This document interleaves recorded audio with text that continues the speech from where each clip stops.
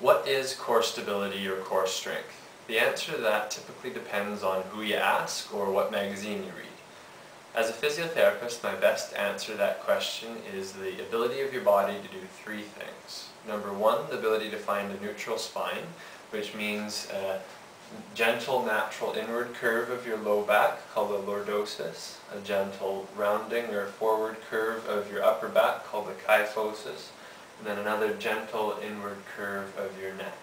So the ability to find that natural S-curve and the ability to maintain it while taking load and generating force. So as I say I take load and come down, or generate force and drive back up, I've maintained that natural position of my spine the whole time.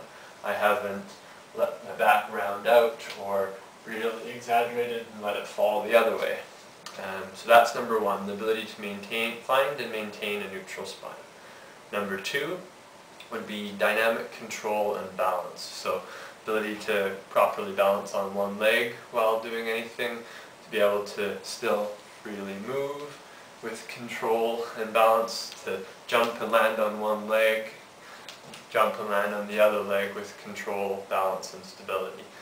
Number three would be free movement and flexibility. So the ability to rotate through your trunk, rotate around through your hips, bend freely down, touch the floor. Now, all three of these things all together would be what I would categorize as core stability and core strength. Which one of the three is really important to you depends on who you are and what you plan on doing with your body. If you're a football lineman that really wants to be able to drive and push some 300-pound guy straight forward, number one is probably most important for you. If you're more of a basketball player or a hockey player or soccer player that really needs multi-directional strength and agility, number two is probably important with a bit of number one. And if you're more of a golfer that needs free flexibility and movement with some control, 1, 2, and 3 are probably all important.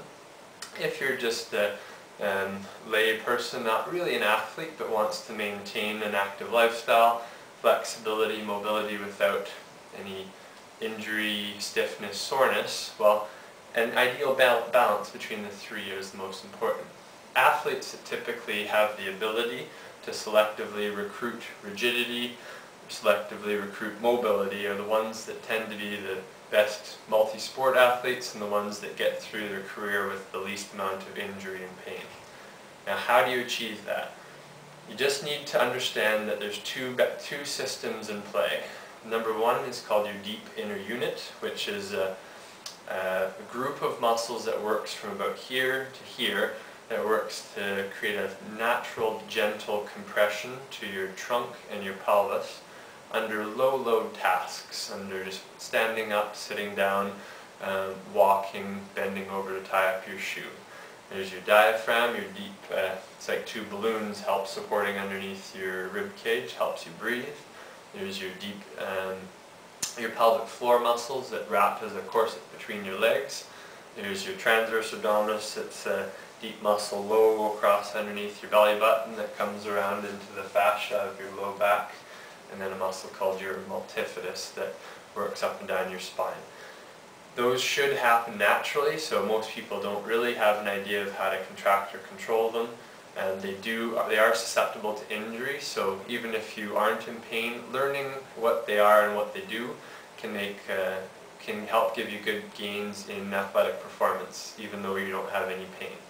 Now, integrating that system together with your outer unit, the bigger slings of muscles that will get you to do planks and bridges and rotate you and do squats. That's more your outer sling of muscle that people are more familiar with, that works more into the fitness type model. The integration of the two will provide you the optimal balance between number 1, 2, and 3. I'll get into more specifics of the deep inner unit and the outer sling muscles in future videos.